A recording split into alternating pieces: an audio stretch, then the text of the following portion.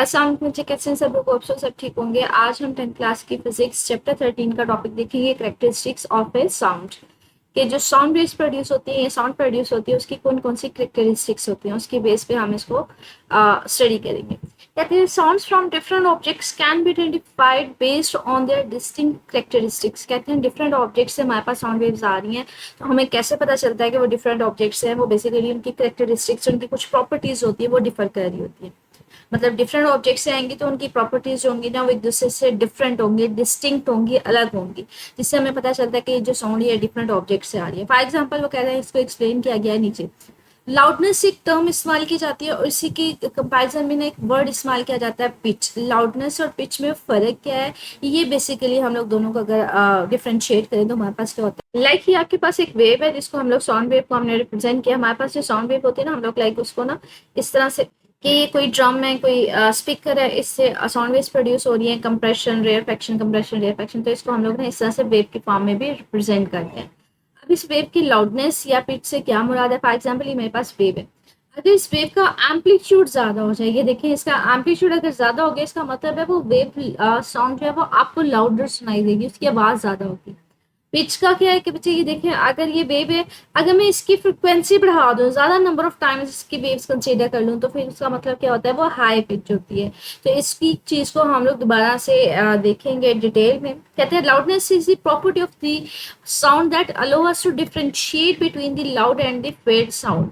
मतलब यहाँ पे जैसे मैंने आपको दिखा दिया कि हमारे पास क्या होता है कि अगर उसका एम्पलीट्यूड हाई हो जाए तो आपको एक कह लें कि लाउड आवाज सुनाई देगी, ज्यादा आवाज सुनाई देगी। अगर इसका एम्पलीट्यूड कम होगा पहले की निस्बत, तो इसका मतलब है फेंट, मध्यम आवाज सुनाई देगी। तो यहाँ पे इसको डायग्राम के जरिए यहाँ पे भी शो कर रहा है कि इसको एम्पलीट्यूड के साथ रिलेट करवाया जाता है।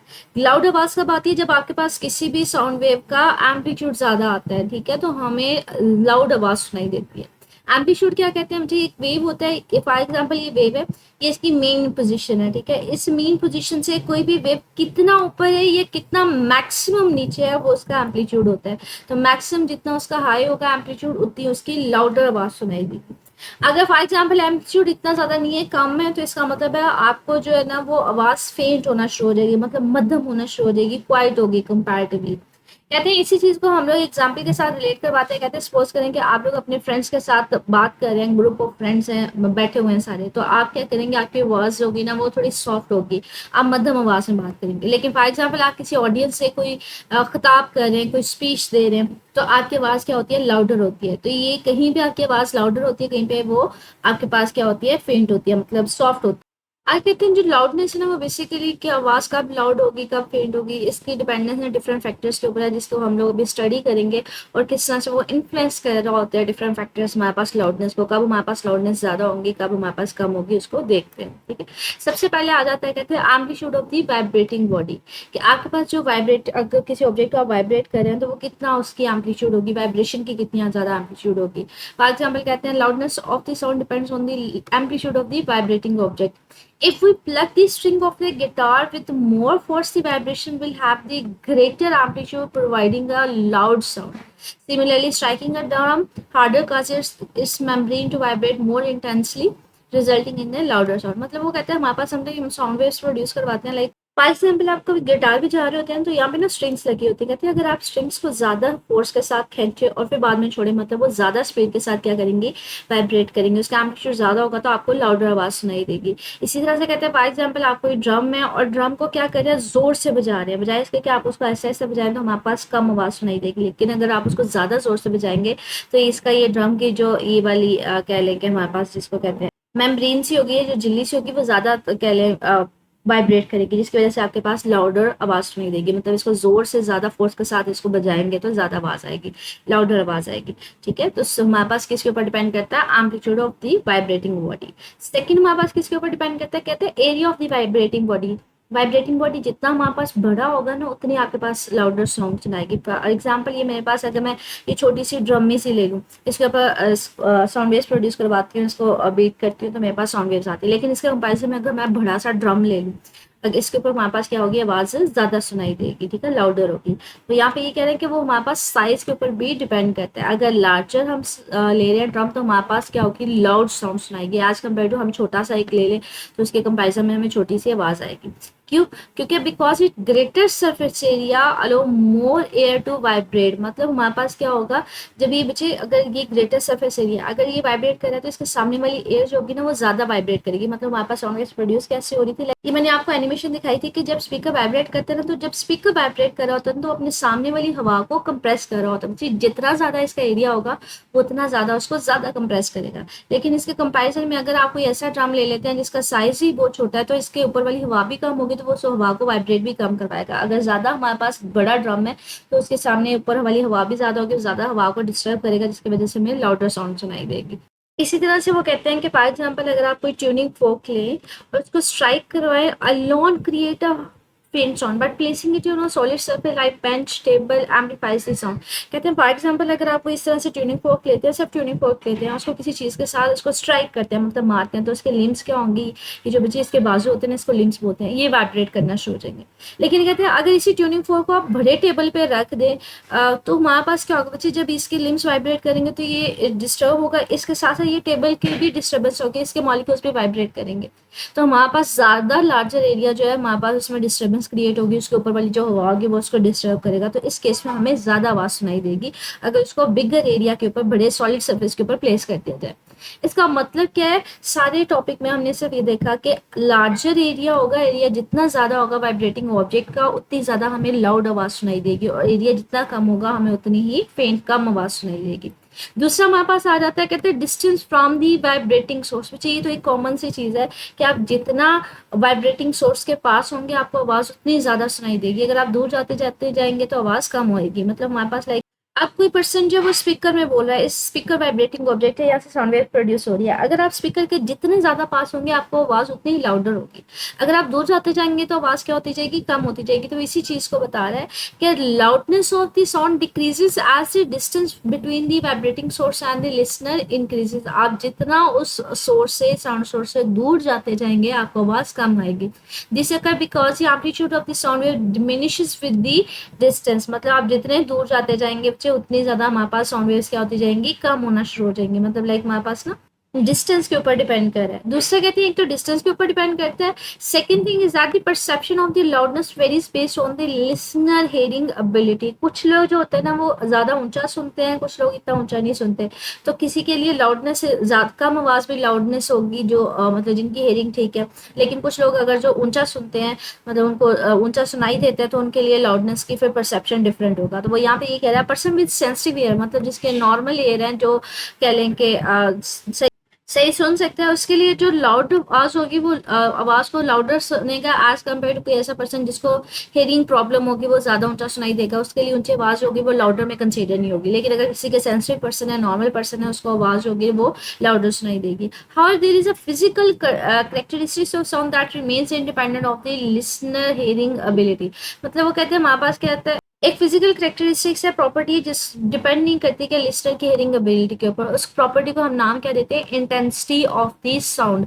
ये बेसिकली इसका किसी चीज़ के ऊपर डिपेंड नहीं करता कि जो ह्यूमन है वो किस तरह से सुनता है, उनकी हेयरिंग मतलब वो किस जो सुनने की प्रॉब्लम तो नहीं है उसको, उसके ऊपर कोई इसका डिपेंडेंस नहीं होती, कोई डिपेंड नहीं करता। ये सिर्फ और सिर्फ एक मेजरेबल क्वांटिटी है। इंटेंसिटी ऑफ साउंड अगर हम बात करें तो हमारे पास ना इंटेंसिटी ऑफ साउंड होती है कि अब चाहिए कोई साउंड सोर्स है, फॉर एग्जाम्पल कोई स्पीकर है, इससे कितनी पावर जो है वो, मतलब कितनी आवाज़ निकल रही है और कितने एरिया पे वो फैल रही है, तो वो उसकी हमारे पास क्या होती है, इंटेंसिटी होती है। मतलब पावर मतलब कितने से साउंड वेव्स निकल रही है और कितने एरिया तक वो आगे फैलती जा रही है, वो हमारे पास क्या होती है, उसकी इंटेंसिटी होती है। मतलब ये साउंड सोर्स के ऊपर डिपेंड करती है, इसके ऊपर डिपेंडेंस नहीं होती कि कौन सा पर्सन सुन रहा है, उसको कोई हेयरिंग प्रॉब्लम है नहीं है, उसके ऊपर डिपेंड नहीं करती। ठीक है, तो बच्चे ये हमारे पास ना इस चैप्टर का लॉन्ग क्वेश्चन है, इंपॉर्टेंट लॉन्ग क्वेश्चन है। लाउडनेस को डिफाइन करें और किन फैक्टर्स के ऊपर ये डिपेंड करता है, ये ओवरऑल एक लॉन्ग क्वेश्चन बन जाता है।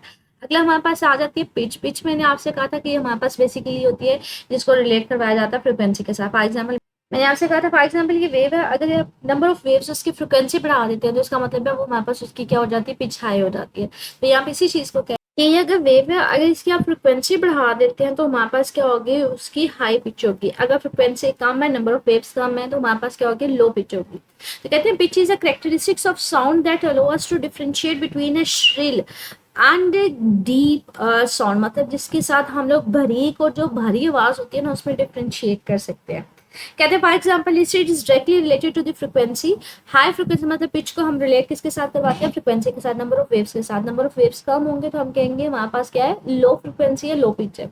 अगर उसकी फ्रिक्वेंसी ज्यादा है तो इसका मतलब है हाई पिच है। तो यहाँ पे यही कह रहे हैं high frequency mean high pitch, low frequency mean low pitch. कैसे हम लोग डिफ्रेंशिएट करते हैं, कहते हैं फॉर एग्जाम्पल जो वॉइसेज होती है ना वुमेन की, औरतों की या फिर बच्चों की, वो बहुत बारीक होती है, मतलब वो उनकी हाई फ्रिक्वेंसी होती है जिसकी वजह से वो आपको बहुत ज्यादा बारीक और हाई पिच्ड होती है, ठीक है। इसी तरह से कहते हैं फॉर एग्जाम्पल हमारे पास जो मर्द होते हैं, मेल्स होते हैं, उनकी जो होती है ना, उनकी कह ले फ्रिक्वेंसी कम होती है, उनकी पिच कम होती है, इसलिए आपको ना वो भारी भारी आवाज उनकी लग रही होती है। तो यहाँ पे ये कह रहे हैं कि उनकी डीपर आवाज होती है और वो क्या होती है, लो पिच होती है, मतलब उनकी पिच कम होती है, फ्रिक्वेंसी कम होती है, तो आपको आवाज होती है वो भारी फील होती है। औरतों की, बच्चों की ना फ्रिक्वेंसी या पिच हाई होने की वजह से आपको उनकी आवाज बहुत बारीक और शार्प सी नजर आएगी, सुनाई देगी, sorry. The relationship between the pitch and the frequency is related, वो यहाँ पे इसी चीज को शो कर रहा है कि लो पिच फ्रिक्वेंसी होगी इसका मतलब है लो पिच होगी, हाई फ्रिक्वेंसी होगी इसका मतलब है हाई फ्रिक्वेंसी होगी, ठीक है। हाई फ्रिक्वेंसी मतलब हाई पिच। तो एक छोटा सा टॉपिक था पिच किसे बोलते हैं और पिच हमें किस चीज के साथ उसको रिलेट करवाया जाता है। आगे एक अलग सा टॉपिक है क्वालिटी ऑफ साउंड, के साउंड को आपने डिफरेंशिएट करना हो तो वो कैसे कर सकते हैं। तो यहाँ पे इसी चीज को कह रहा है कि quality of sound allow us to differentiate between two sounds having the same loud and pitch. हमने ना इससे प्रीवियस टॉपिक में हमने डिफरेंशिएट किया था कि हमारे पास लाउडनेस में और पिच में फर्क क्या होता है, कि अगर किसी का एम्पलीट्यूड ज्यादा होगा इसका मतलब है वो लाउडर है, अगर किसी वेव की फ्रिक्वेंसी ज्यादा हो जाएगी इसका मतलब है वो पिच है। तो कहते हैं अगर कोई ऐसी साउंड हो जिसके मतलब दो साउंड्स हैं जिनकी पिच भी सेम है और जिनकी लाउडनेस भी सेम है, फिर आप उनको कैसे डिफ्रेंशिएट करेंगे, वो जो डिफ्रेंशिएट करते हैं उसके जरिए हम उसको नाम देते हैं क्वालिटी ऑफ साउंड। तो क्वालिटी ऑफ साउंड के जरिए बेसिकली हम लोग ऐसी दो वेव्स के दरमियान डिफ्रेंशिएट कर रहे होते हैं जिनकी लाउडनेस भी सेम होती है और उनकी पिच भी सेम होती है। कैसे वो इस चीज़ को देखते हैं, ठीक है। उसी चीज़ को एक्सप्लेन कर रहा है कि हमारे distinct quality arises due to unique waveform produced by each sound source। कहते हैं ये जो हमारे पास डिफरेंट आवाज़ आ रही होती है जिनकी हमारे पास क्या डिफरेंशिएट हम कर रहे होते हैं, जिनकी लाउडनेस भी सेम होती है, पिच भी सेम होती है, लेकिन डिफरेंट हमें आवाज़ आ रही होती है। बेसिकली क्या होती है, इन साउंड सोर्सेज के दरमियान ना एक डिफरेंट किस्म का वेव पैटर्न जनरेट हो रहा होता है। जैसे फॉर एग्जाम्पल आपके पास ना वेव पैटर्न यहाँ पे शो किया हुआ है वायलिन में, ट्रम्पेट में, फ्लूट्स में और हमारे पास ऑबोए में। वो क्या है हमारे पास, ये देखिए इसमें वेव जो है वो डिफरेंट जनरेट, इसकी वेव पैटर्न डिफरेंट है, इसका वेव पैटर्न डिफरेंट है, इस सब का वेव पैटर्न डिफरेंट है, सब में जो वेव है वो डिफरेंट तरह की प्रोड्यूस हो रही है। तो यहाँ पे इसी चीज़ के में वो बता रहा है कि हमारे पास ये डिफरेंट, हमारे पास म्यूजिकल इंस्ट्रूमेंट्स है, वायलिन है, ट्रम्पेट है, फ्लूट है और वो हमारे पास है। ये आपने वायलिन देखा होगा, ये अक्सर टीवी ड्रामों में बजाया जाता है। ये फ्लूट होता है हमारे पास, ये म्यूजिकल इंस्ट्रूमेंट्स है सारे, ठीक है। और ये ट्रम्पेट होता है और आउबो, ये बेसिकली ये भी हमारे पास एक म्यूजिकल इंस्ट्रूमेंट बांसुरी टाइप ही होता है, ठीक है। कहते हैं इन सबसे डिफरेंट आवाज क्यों आती है, क्योंकि सब में जो वेव फॉर्म होता है वो डिफरेंट होता है। इसका वेव फॉर्म डिफरेंट होगा, इससे वेव फॉर्म डिफरेंट होगा। कहते हैं ये वेव फॉर्म जनरेट कैसे किया जाता है, कहते हैं उसके लिए एक इंस्ट्रूमेंट इस्तेमाल किया जाता है, सिलिस्कोप। सिलिस्कोप क्या करता है, इनकी आवाज को, साउंड को रिकॉर्ड करता है, ट्रेस आउट करता है और फिर उसको क्या करता है डिफरेंट वेव फॉर्म की शेप्स की फॉर्म में आपको ड्रॉ करके दे देता है। लाइक हमारे पास ना वेव जो ऑसिलोस्कोप होता है, इस तरह से वेव जनरेटिंग एक ना डिवाइस होता है, इंस्ट्रूमेंट होता है जिसके जरिए आप किसी भी साउंड की ना वेव जनरेट कर सकते हैं। आपने फॉर एग्जाम्पल किसी भी साउंड वेव का फॉर एग्जाम्पल ट्यूनिंग फोक से जो साउंड निकल रही है या फिर जो वायलिन से साउंड निकल रही है या फिर कोई फ्लूट से कोई साउंड वेव्स निकल रही है, आप उसके पास इसका माइक्रोफोन करते हैं, वो क्या करते हैं जो सारी साउंड वेव्स होती है ना उसका आपके पास वेव फॉर्म की फॉर्म में जनरेट करके दे देता है, वो किसी भी शक्ल की वेव फॉर्म जनरेट हो रही हो, ठीक है। तो कहते हैं the violin has a rich complex wave form while the flute produces the simpler more regular wave form. कहते हैं इन सारी वेव फॉर्म में देखें जो सबसे वायलिन है ना ये सबसे ज्यादा कॉम्प्लेक्स है। ये देखें इसमें किस तरह से वेव फॉर्म जनरेट हो रही है, काफी ज्यादा कॉम्प्लेक्स है। और सबसे जो सिंपल है इसके इस सारे कंपैरिजन में वो हमारे पास फ्लूट की होती है। द ट्रम्पेट एंड वो each exhibit their own unique oscillation, मतलब जो ट्रम्पेट होते हैं और ये वाले जो होते हैं इनके भी अपनी होती है वेव फॉर्म, लेकिन ये इनके स्पेसिफिक अपनी होती है। इन सब में देखा जाए कॉम्प्लेक्स सबसे इसकी होती है और फ्लूट की सबसे सिंपल होती है इन सब के कंपैरिजन में, ठीक है। तो ये बेसिकली बता रहा है कि डिफरेंट इन सब में देखिए मुझे एम्पलीट्यूड सेम ही है, ठीक है सबका, सिर्फ और सिर्फ डिफरेंस क्या आ रहा है, उनका वेव पैटर्न डिफरेंट आ रहा है। टाइम पीरियड भी ये देखिए यहाँ से लेके यहाँ तक टाइम पीरियड इसका भी सेम है, टाइम पीरियड इसका भी सेम है। तो इन सबका हमारे पास कह लिया टाइम पीरियड का मतलब होता है फ्रिक्वेंसी, जो फ्रिक्वेंसी होती है बच्चे वो टाइम पीरियड का इनवर्स होता है। तो आप फ्रिक्वेंसी को टाइम पीरियड के साथ भी रिलेट करवाते हैं, ठीक है। कहते हैं अब इनका एम्पलीट्यूड भी सेम है, इनकी फ्रिक्वेंसी भी सेम है, तो सिर्फ और सिर्फ डिफरेंस क्या है बच्चे, इनका वेव पैटर्न डिफरेंट है जिसकी वजह से हमें डिफरेंट आवाज सुनाई देती है, ठीक है। कहते हैं the shapes of these waveform which displayed on the oscilloscope, जो हमें इस तरह से शेप्स नजर आ रही होती है डिवाइस के ऊपर, ऑसिलोस्कोप के ऊपर, वो बेसिकली हर एक का अपना डिफरेंट पैटर्न होता है, हर किसी की अपनी डिफरेंट शेप होती है। तो रिप्रेजेंट टेम्पर मतलब वो हमारे पास हर इंस्ट्रूमेंट के अपनी डिफरेंट स्पेसिफिक उसकी आवाज होगी, उसकी वेव फॉर्म होगी। These differences in waveform structure are key understanding how sound waves sources produce different sources। कहते हैं वो बेसिकली इसी वजह से ये जो वेवफॉर्म डिफरेंट होती है, इसलिए हर जो हमारे पास म्यूजिकल इंस्ट्रूमेंट होता है उसकी अपनी स्पेसिफिक आवाज होती है, उसकी डिफरेंट क्वालिटी होती है। वो कहते हैं सेम पिच और सेम लाउडनेस होती है, लेकिन सबकी अपनी डिफरेंट आवाज होगी, different can produce sound waves with varying quality, मतलब सबकी क्वालिटी डिफरेंट होगी, साउंड वेव्स डिफरेंट होगी। ठीक है, कहते हैं आगे हमारे पास है musical sounds and noise. Musical sounds में और नॉइस में डिफरेंस क्या होता है? म्यूजिकल साउंड्स होती हैं जो हमारे पास बच्चे हमें समटाइम, अगर वैसे इसको बोला जाए, जो हमें अच्छी लग रही होती है, सुनने में बेटर फील हो रही थी। नॉइस होती है जो हमारे कानों को अच्छी नहीं लग रही होती, जिससे हमें डिस्टर्बेंस क्रिएट हो रही होती है। तो इसको साइंटिफिकली डिफरेंशिएट करेंगे हमारे पास फिजिक्स के अकॉर्डिंग। तो एक छोटा सा शॉर्ट क्वेश्चन मान सकते हैं म्यूजिकल साउंड्स में और नॉइस में डिफरेंस क्या होता है। कहते हैं डेली लाइफ में जो हम लोग डिफरेंट क्वालिटीज की आवाजें सुनते हैं, म्यूजिकल इंस्ट्रूमेंट लाइक जैसे गिटार हो गया, वायलिन हो गया, रिकॉर्डर हो गया, ड्रम वगैरह हो गया, जिनकी जो आवाजें होती है ना वो कंट्रोल्ड पिच और कंट्रोल्ड क्वालिटी की होती है, मतलब हमने कंट्रोल की होती है उनको, जिसको सुनना हमें अच्छा लगता है, वो हमारे पास क्या होंगे? म्यूजिकल साउंड्स होंगे। ठीक है, मतलब जो म्यूजिकल इंस्ट्रूमेंट्स के जिनकी हम लोगों ने पिच कंट्रोल की होती है, ऑलरेडी मैंने आपको बता दिया वो पिच क्या है, क्वालिटी हम कंट्रोल कर रहे होते हैं।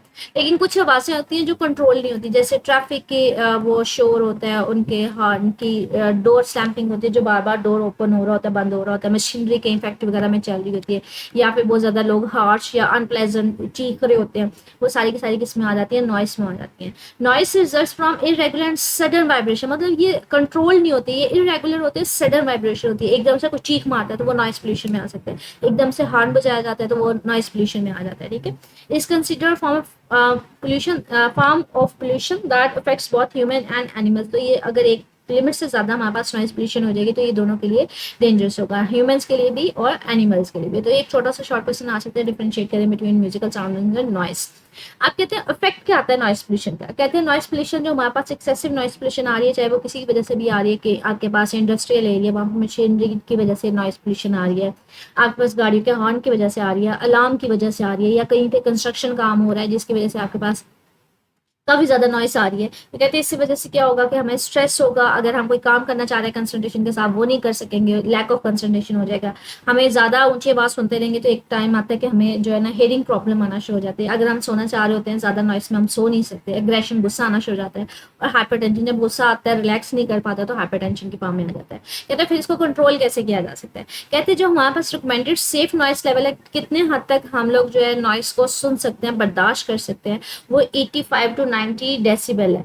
मतलब जैसे लेंथ का यूनिट होता है ना मीटर सेंटीमीटर, इसी तरह से जो नॉइस साउंड वेव्स होती है इनका जो हमारे पास यूनिट होता है वो डेसिबल होता है।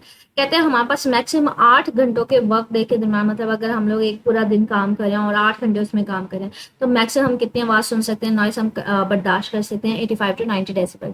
इससे ज्यादा होगी तो हम उसको बर्दाश्त नहीं करेंगे, वो हमारे पास क्या होगी, वो डिफरेंट साइड इफेक्ट्स उसके आना शुरू हो जाएंगे। सबसे पहले क्या आता है, कहते हैं इसको कंट्रोल कैसे किया जा सकता है? कहते हैं आप क्या करें, using quieter eco friendly machinery, आप ऐसी मशीनरी इस्तेमाल करें जिसमें बहुत ज्यादा आवाज ना आ रही हो। ठीक है, इंस्टॉलिंग साउंड बैरियर, आप ऐसे वहाँ पे बैरियर्स लगा दें, मतलब जो हमारे पास क्या होंगे नॉइस को ट्रैवल ना करने दें, मतलब हमारे पास, मतलब इस तरह से हम लोग साउंड बैरियर्स लगा देते हैं, इससे क्या होता है कि साइड की अगर कोई मशीनरी हो रही है, कोई काम हो रहा है तो वो दूसरी साइड पे नहीं जा सकता। ठीक है, तो साउंड बैरियर्स इस तरह से लगा दिए जाते हैं। या हेयरिंग प्रोटेक्शन डिवाइसेस, हम कुछ ऐसे डिवाइसेस इस्तेमाल कर लेते हैं जिसकी वजह से हमें क्या होता है कि बाहर की जो शोर है वो आवाज सुनाई नहीं दे रही होती, जैसे हम इस तरह से हेडफोन इस्तेमाल कर लेते हैं जो साउंड वेव्स को, जो बाहर का नॉइस होता है उसको ऑब्जॉर्व कर लेता है। या फिर ट्री प्लांटेशन, कहते हैं आप ज्यादा से ज्यादा ट्री लगाएं, मतलब हमारे पास अगर हम ट्रीज लगा रहे हैं तो अगर गाड़ियां कहीं जा रही हैं रोड के ऊपर तो उनके जो हॉर्न की आवाज है, साउंड वेव्स है, वो इनसे क्या होंगे, वेव स्कैटर हो जाएंगे, ये ट्रीज उनको ऑब्जॉर्व कर लेंगे, जिसकी वजह से काफी हद तक जो नॉइस है वो कंट्रोल हो सकता है। ठीक है, कहते हैं ये सब करके हम लोग काफी हद तक नॉइस पोल्यूशन को कंट्रोल कर सकते हैं और हेल्दी एनवायरनमेंट हमारे पास हो सकते हैं। तो ये पूरा एक टॉपिक था जिसमें डिफरेंट छोटे छोटे सब टॉपिक्स से हमारे पास। अच्छा, ये हमारे पास शॉर्ट क्वेश्चन है 13.3, what factors influence in loudness of this sound. तो आपने बताना है कि कौन से फैक्टर लाउडनेस को अफेक्ट करते हैं, इसमें सिर्फ नाम बताना है क्योंकि शॉर्ट क्वेश्चन है, डिटेल नहीं लिखनी। ठीक है, मतलब आप फैक्टर्स के नाम लिखेंगे, amplitude of the vibrating body, आप लिखेंगे area of the vibrating body and distance from the vibrating source. तो आपने सिर्फ ये नाम लिखने हैं। ठीक है, ओवरऑल तो लॉन्ग क्वेश्चन में है तो एक्सरसाइज के शॉर्ट क्वेश्चन के हिसाब से आप इसके नाम लिखेंगे। इसी तरह से हमारे पास कंस्ट्रक्टेड शॉर्ट क्वेश्चन है 13.1 कहते हैं why does a tuning fork placed in a wooden table produces louder sound than held in what does this tell us about the role of the surface area. ये हम लोग ने topic पढ़ा था loudness के में, ये वाला कि अगर ट्यूनिंग फोर्क हम सिंपली उसको हिट करवाते हैं तो वो हमारे पास लाउड फेंट आवाज सुनाई देगा, लेकिन अगर उसको सरफेस सॉलिड टेबल के ऊपर वुडन टेबल के ऊपर रखते हैं तो हमारे पास क्या होगा, लार्जर एरिया में ब्रेक करेगा जिसकी वजह से लाउडर साउंड सुनाई देगी। ये मैंने आपको एग्जांपल समझाई थी, लाइक कि अगर आप सिंपल ट्यूनिंग फोक लेंगे, इसको आप स्ट्राइक करवाते हैं किसी चीज के साथ मारते हैं तो ये वाइब्रेट करेगा, आपको फेंट आवाज सुनाई देगी। लेकिन कहते हैं इसी ट्यूनिंग फोक को अगर मैं इस तरह से वुडन बड़े से टेबल के ऊपर रख दूं, जब इसके लिम्स वाइब्रेट करेंगे ना तो डिस्टर्बेंस ही होगी, जिसकी वजह से ये टेबल है इसके एटम्स में भी डिस्टर्बेंस होगी। जब ये ज्यादा लार्जर एरिया वाइब्रेट करेगा तो इसके ऊपर वाली हवा जो होगी वो भी ज्यादा वाइब्रेशन होगी, उसमें डिस्टर्बेंस ज्यादा होगी तो हमें लाउडर आवाज सुनाई देगी। ठीक है, तो ये हमारे पास इसमें ये वाला पूरा पैराग्राफ आ जाएगा। इसी तरह से comprehensive question है why do voices of the man sound deeper than those of women and children when they are speaking at the same intensity। intensity same होती है बट उनकी आवाज होती है वो गहरी होती है, भारी होती है एज कम्पेयर टू बच्चों के और औरतों के। आपने रिलेशनशिप बताना है बिटवीन फ्रिक्वेंसी एंड पिच, तो ये हम लोगों ने पिच का टॉपिक पढ़ा था, उसी का ये इसमें आंसर आएगा।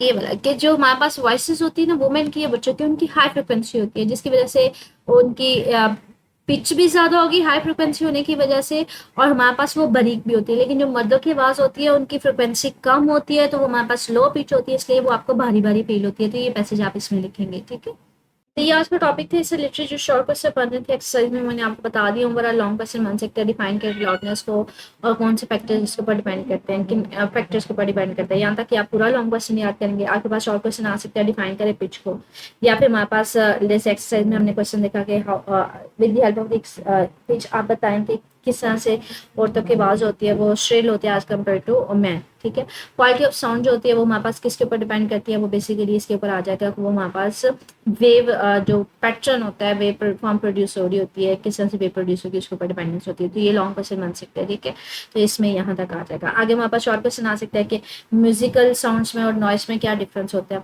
इफेक्ट क्या आ सकते हैं। ये शॉर्ट क्वेश्चन आ सकते हैं नॉइस पोल्यूशन के, हम नॉइस पोल्यूशन को किस तरह से कंट्रोल कर सकते हैं, ये हमारे पास शॉर्ट क्वेश्चन या लॉन्ग क्वेश्चन आ सकते हैं। तो ओवरऑल पूरा टॉपिक ही आपने करना है, इसमें छोटे छोटे क्वेश्चन बन सकते हैं, चाहे वो शॉर्ट में चाहे वो लॉन्ग में। मतलब ये लॉन्ग क्वेश्चन बन सकते हैं how we can control the noise pollution, या what is the effects of noise pollution है, how we can control them. ये शॉर्ट क्वेश्चन या लॉन्ग क्वेश्चन आ सकते हैं, डिफरेंशिएट करें between musical sounds and noise. तो ये ओवरऑल पूरा ही करना है। ठीक है, मजीद कुछ पूछना हो मुझे कमेंट सेक्शन पूछ लीजिएगा। ओके, अल्लाह हाफिज़।